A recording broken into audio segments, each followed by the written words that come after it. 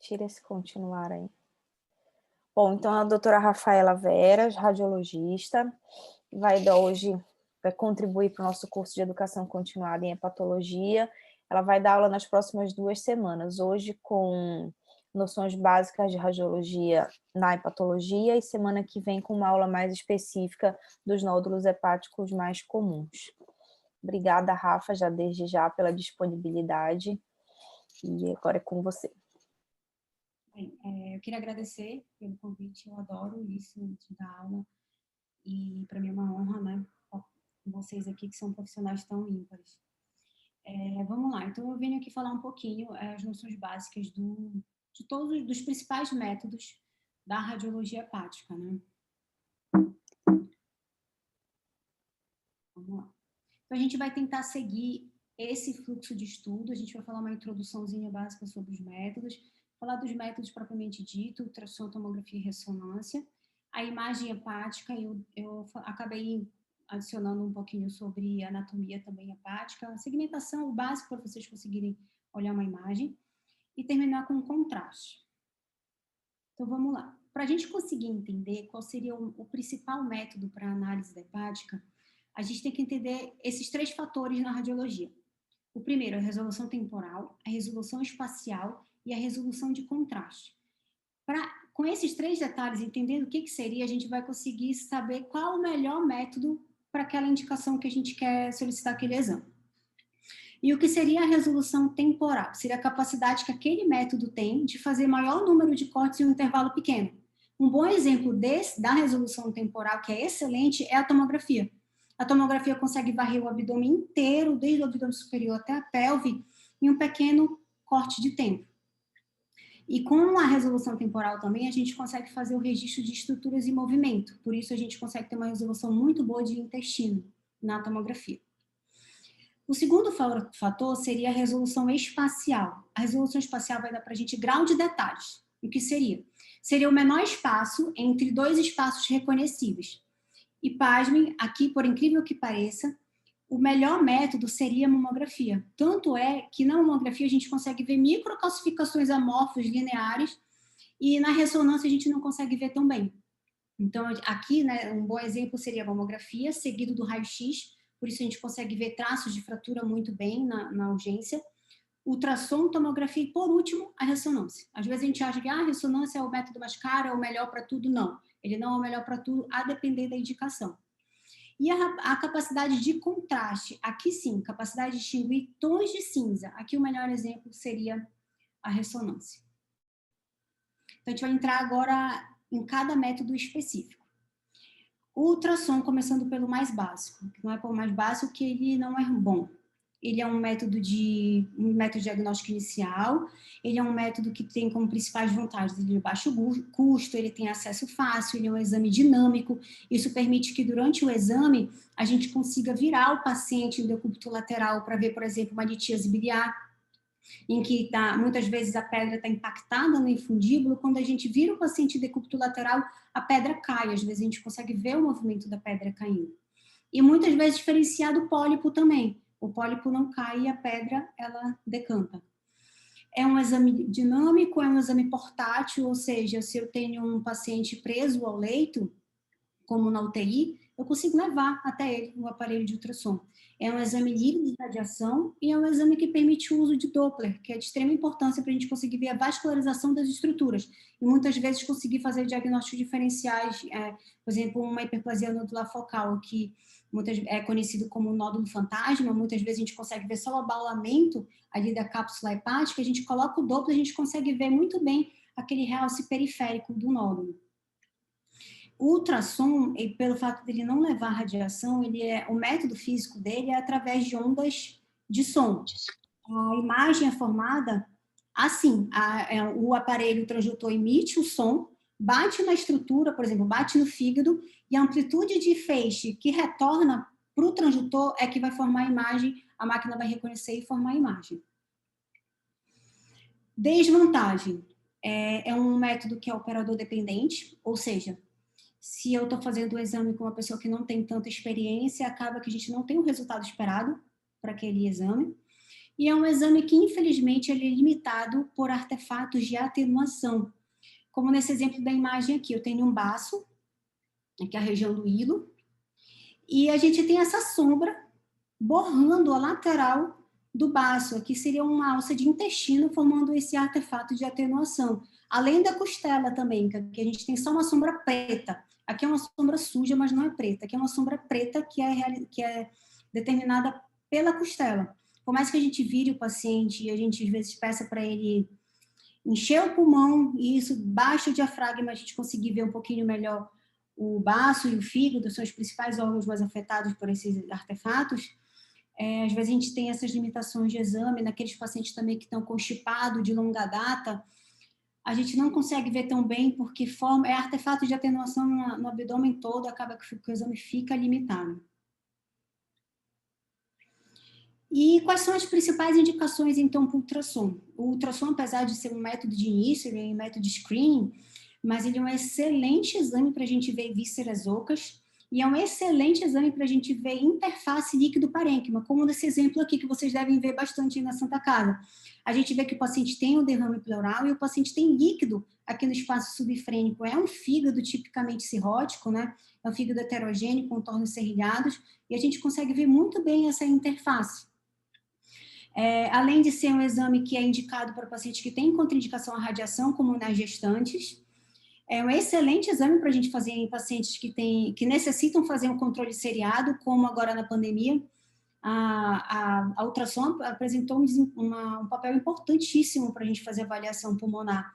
Em vez de a gente ficar irradiando o tempo todo o paciente, nos serviços de ponta, né? Porque em Belém, o que a gente viu foi paciente fazendo tomografia dia sim, dia não, que na clínica foi um negócio assim impressionante.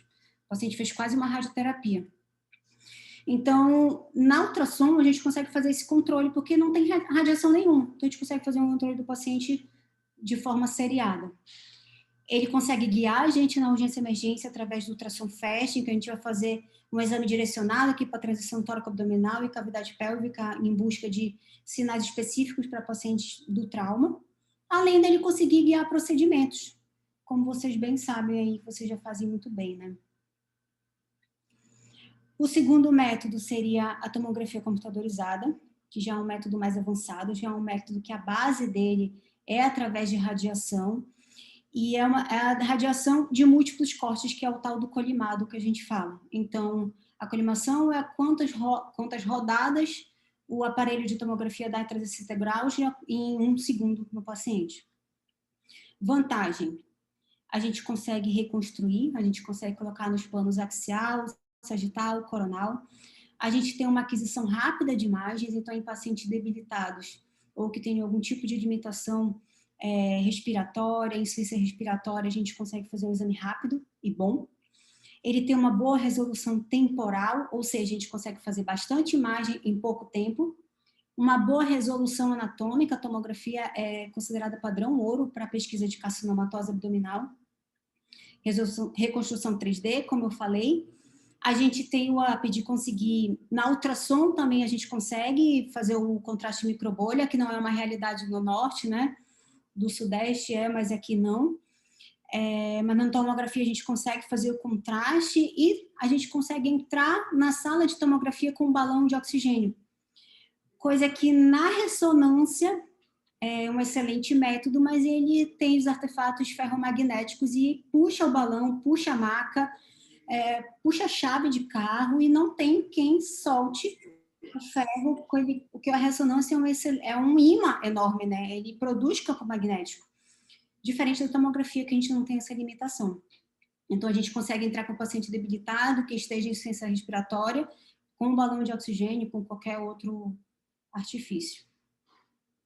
Desvantagem, radiação.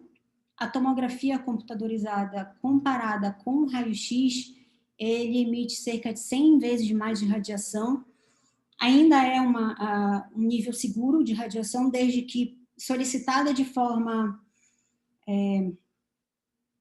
indicada de forma correta.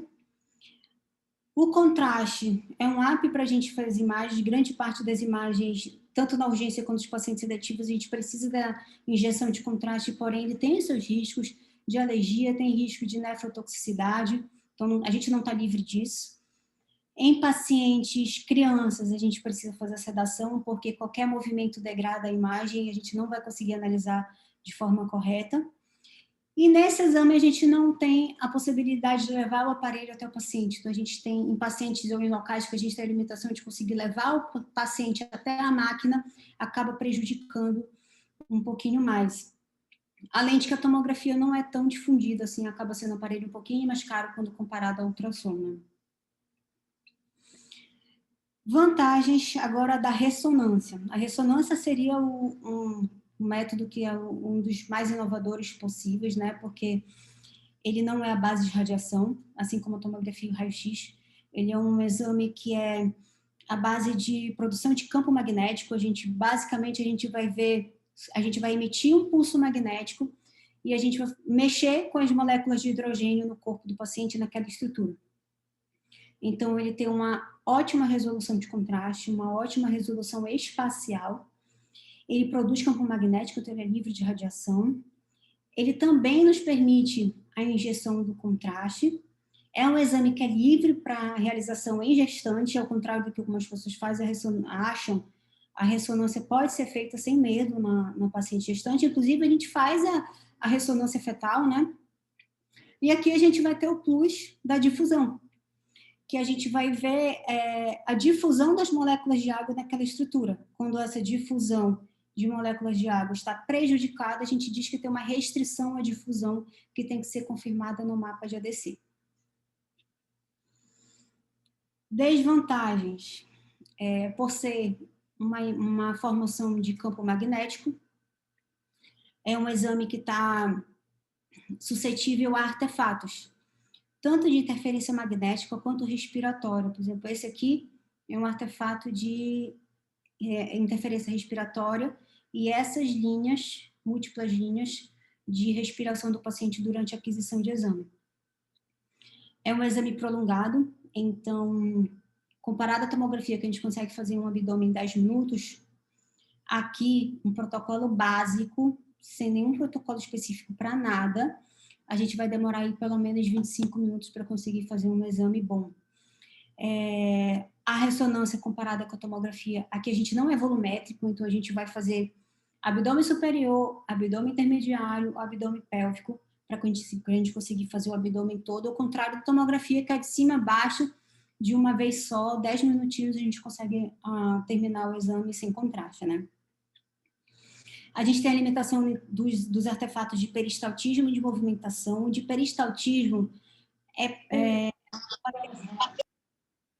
que tem... Alguém tem alguma dúvida? Não, acho que entrou o microfone de alguém sem querer. A gente vai ter o de peristaltismo, principalmente para aqueles pacientes que estão constipados, que têm um hilo paralítico, a gente vai ter uma limitação aqui. Paciente idoso que não consegue fazer a apneia durante o exame também, que realmente é um exame chato. E de movimentação também. Esse exame, esses dois fatores é o que limita muitas vezes a gente conseguir avaliar o paciente cirrótico, que está com bastante líquido na cavidade, porque o próprio líquido tem um movimento. E esse movimento do líquido na cavidade, quando está em moderado para grave quantidade, prejudica a avaliação da gente. Então, o paciente cirrótico, nesses casos que tem muita quantidade de líquido livre na cavidade, o ideal era a tomografia, que a gente está livre desses artefatos.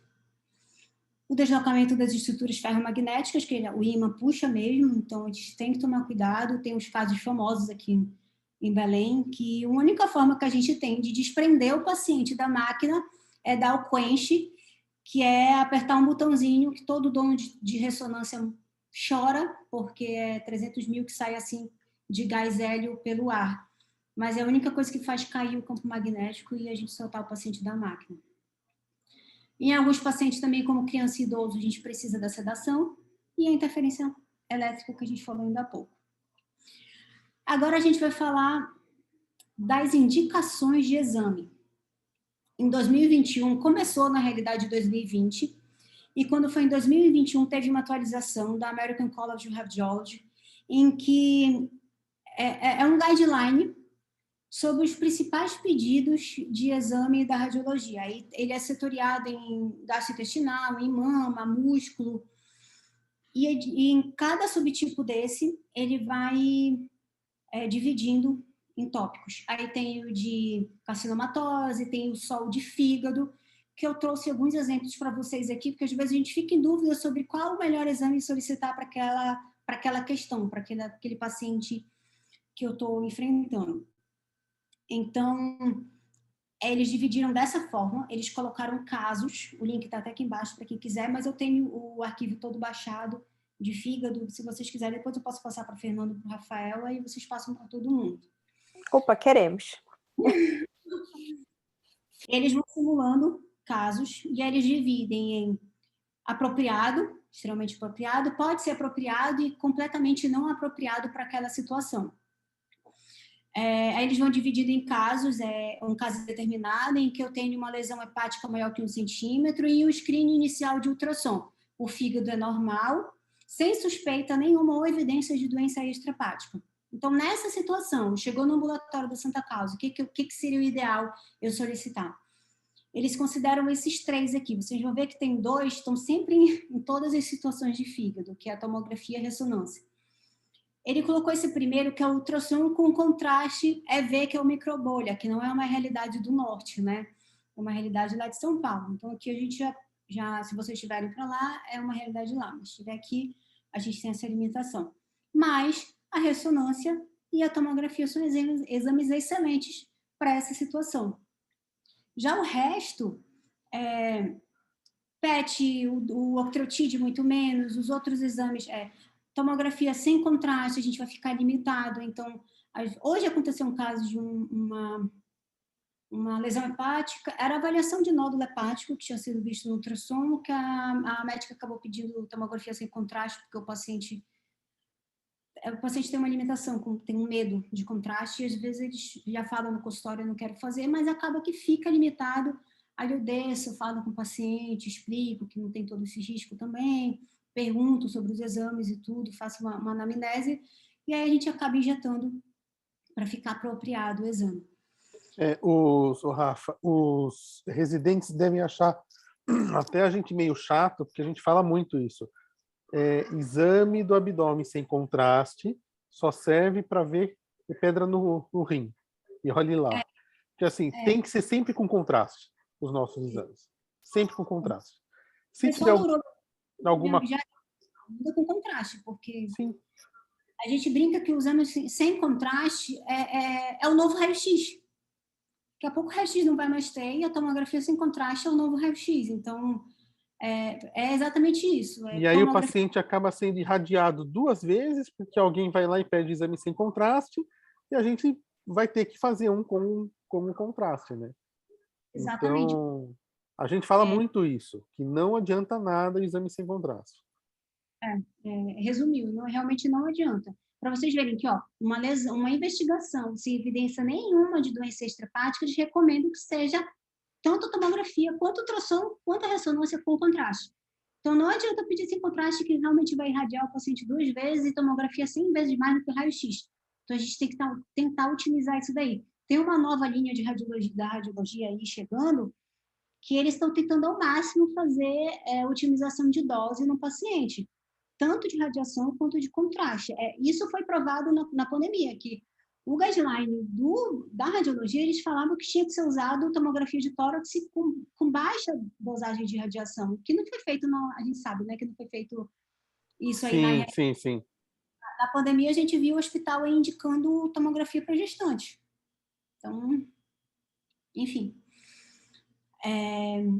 Aí já esse caso já seria de uma lesão incidental de fígado, maior que 1 centímetro, que tenha, olha, tomografia sem contraste, ou uma ressonância ou uma tomografia sem contraste com doença hepática crônica conhecida. Nesse daqui, a gente vê que são os 3 mesmos exames, todos com contraste. Para vocês verem que tem que ter o contraste, não adianta. Sem contraste, raio-x, a gente não vai conseguir ver nada. A biópsia já pode ser considerada pelo fato do paciente ter doença crônica conhecida, né? Aí vai depender também do ultrassom. Lembrando que paciente hepatopata, o exame de screening é ultrassom. Um ultrassom bem feito, ele consegue ver um nódulozinho de 1 centímetro, a gente consegue seguir o fluxograma para indicar ou não os próximos exames. Exato. Já esse aqui é um outro caso, seria já doença hepática, com lesão menor que 1 centímetro lá no ultrassom, com uma tomografia sem contraste, ou uma ressonância sem contraste, são tudo exame de entrada, a gente não vai conseguir falar nada. Com doença conhecida, aqui vocês veem que a gente já tira a ultrassom.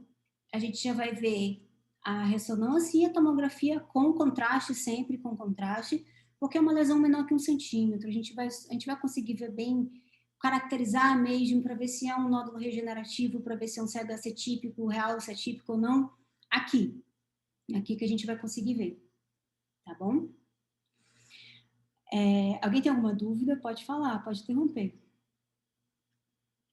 Bem, eu trouxe essa imagem aqui para vocês, para quem está começando a ver a imagem, se situar mais ou menos como começar a analisar a tomografia. A tomografia, a gente tem esse quadro de densidades, que é o quadro de Hounsfield, que ele vai desde o chumbo até o ar, que é o mais radiotransparente, seria o mais pretinho. O chumbo e o bário são os mais branquinhos. O bário vocês já estão acostumados a ver a imagem, né? E o ar é o do pulmão. Então, de acordo com essa escala de Hounsfield, a gente vai caracterizar as imagens. Por isso que a gente diz que tem densidade de partes moles, ou então tem densidade mais radiodenso ou não. Então, aqui eu fiz essa medição para vocês tentarem ver mais ou menos. Olha, aqui a gente tem um pulmão, em que a gente vai ter uma unidade Hounsfield negativa de menos 896, que é mais para radiotransparente, mais negativo. Aqui é menos 1000 e aqui é mais 1000 na escala de Hounsfield. Aqui a gente tem o corpo vertebral. O corpo vertebral está mais para mais 1000. Ele é mais radiodenso, mais radiopaco. Então, ele tem uma densidade bem maior, de 485, mais positivo. Aqui o tecido tem o tecido celular subcutâneo, que é uma densidade negativa, menos 106, porém não tão negativa quanto o ar. O ar é o mais negativo de todos, tá bom? E a gente tem a bexiga. Eu marquei a bexiga para vocês verem como é a densidade de líquido, para vocês conseguirem ver a vesícula na tomografia, ver se tem algum cálculo. E essa densidade é bem semelhante à vesícula. Lembrando que aqui na tomografia, como a gente vai ter uma anatomia muito boa, a gente vai ter uma capacidade, uma resolução espacial e temporal muito boa, a gente vai conseguir delimitar muito bem as estruturas. Então, a gente vai ver muito bem osso, a gente vai ver muito bem tecido subcutâneo, músculo, líquido. Então, a tomografia é um excelente método e rápido, né? A gente vai falar um pouquinho sobre segmentação hepática aí para quem está começando. O Rafael e a Fernanda são fera nisso, já, isso eu sei. A gente vai dividir a segmentação hepática em segmentos superiores e segmentos inferiores. Basicamente, a gente vai dividir o fígado aqui no nível da trifurcação das artérias, e o outro nível é o mais inferior, que eu vou mostrar agora para vocês. Então, para cima, aqui a gente vai ter o iniciozinho do lobo caudado. Nos níveis mais superiores, a gente vai ter o segmento 7, 8, 4A e 2. Dos níveis da trifurcação para cima. No nível mais inferior, a gente vai ter os segmentos 6, o segmento 5, que aqui fica perto da vesícula biliar, o segmento 4B e o segmento 3. Lembrando que, para separar os segmentos laterais e mediais do lobo hepático esquerdo, a gente vai ter um marco anatômico, que muitas das vezes a gente acaba confundindo que ele separa lobo direito do fígado do lobo hepático esquerdo do fígado. Então, não, na realidade é o espaço perifissural do ligamento falciforme, ele vai separar os segmentos mediais e laterais do lobo hepático esquerdo. É aí que a gente vai também ter um sinal tomográfico, e quando o paciente é cirrótico, a gente vai conseguir ver a recanalização ali da umbilical, né? E aqui o finalzinho do lobo caudado. Agora a gente vai entrar um pouquinho em contraste. Na tomografia, o contraste seria o iodado, na ressonância seria o gadolínio. Em questão de alergia ao iodado, ele causa mais alergia do que a ressonância. Às vezes a gente pode, quando é sabido já que o paciente tem um quadro alérgico, a gente pode fazer um preparo antialérgico, isso no caso ambulatorial, né, que a gente for solicitar, com corticoide e antihistamínico. O antihistamínico está com um asteriscozinho aí, porque o antihistamínico isolado, não existe nenhuma evidência que mostre que ele isolado tem algum fator de proteção antialérgico no contraste. Então, tem que ser feito o corticoide, a prednisona, a prednisolona, com o antialérgico. A hidrocortisona, que muitas das vezes a gente vê na nossa rotina radiológica aí, o paciente tem um histórico de alergia a camarão. Não, faz uma hidro e já pode fazer o exame. A hidrocortisona, na realidade, para ela fazer efeito, ela precisa de pelo menos 4 horas entre a injeção e a realização do exame. Então, seria uma excelente opção, se a gente não tiver nenhuma outra opção de exame, para paciente na urgência. A gente sabe que o paciente tem alergia, mas a gente não tem nenhum outro método para fazer, ou o ultrassom não conseguiu definir, ou a gente não tem ressonância. Muitas vezes o paciente está agitado, a gente não consegue fazer. Então, é uma excelente opção se a gente tiver numa situação dessa. Urgência, paciente alérgico, a gente não tem antialérgico, não tem nada, faz hidrocortisona, mas com um gap de 4 horas. E a nefrotoxicidade, que é muito temida, a gente vai falar um slide só para isso. A gente usa esses cutoffs da taxa de filtração glomerular. Basicamente, paciente que tem 30 ml por minuto é proibido a injeção. A paciente que está ali no intermediário, com 45 ml por minuto, a gente faz uma proteção renal, muitas vezes com hidratação. Alguns nefrologistas gostam de fazer também diálise extra, quando o paciente já é dialítico. E acima de 60 já é liberado para todos os pacientes, nenhum medo. Outra complicação possível da injeção do contraste é o extravasamento de contraste, que pode variar desde um edema local até síndrome compartimental. Então, teve extravasamento de contraste, a gente tem que deixar o paciente em observação na clínica pelo menos 20 a 30 minutos e ver o decorrer da evolução do paciente. E a tireotoxicose, que a gente tem que tomar muito cuidado em pacientes que estão em crise de tireoide, que a gente não pode injetar o contraste iodado nesses pacientes, senão a gente vai acabar piorando a situação do paciente, tá? Porque já está com muito iodo na corrente sanguínea, né? Eu trouxe esse slidezinho para mostrar para vocês, quem está começando a analisar as imagens, né, para os residentes, como que a gente vai identificar as fases na tomografia. Então, aqui a gente tem uma tomografia, todos no corte axial. Nessa primeira imagem, a gente vê um exame sem contraste. A gente consegue delimitar muito bem os tecidos, a gente vê o fígado muito bem aqui, os rins, aqui a adrenal esquerda, o baço, a gente já vê o estômago e alços intestinais. E a gente tem essa fase aqui, em que a gente vai ter o parênquima renal heterogêneo, que a gente vai ter uma delimitação muito boa da relação córtico-medular renal. A gente vê que está bem heterogêneo o parênquima renal e a gente vê que também que a aorta está brilhando. Então, que essa aqui é a fase arterial. Nessa fase, eu já vou citar porque na outra live eles perguntaram sobre isso. O baço pode ficar heterogêneo. E pode acontecer mesmo, mas vocês vão ver que rápido vai se solucionar aqui na fase portal. É normal, não é nada para vocês ficarem preocupados, tá? Já a fase portal, o parênquima renal, ele vai estar mais homogêneo. A gente vai ver que essa relação córtico-medular já vai estar mais homogêneo, então é muito bom para a gente ver lesões renais. E aqui a gente vai começar a ver que os vasos, tanto a porta e as veias hepáticas já começam a ficar mais proeminentes quando comparado com o arterial. E a excretora é que a gente só vai ver os rins excretando. Aqui é uma boa fase para a gente ver tumor de urotélio, que costuma ser multifocal em todo o trato urinário, desde o rim até a bexiga. Aqui a gente conseguiria ver muito bem uma falha de enchimento suspeito de tumor de urotélio.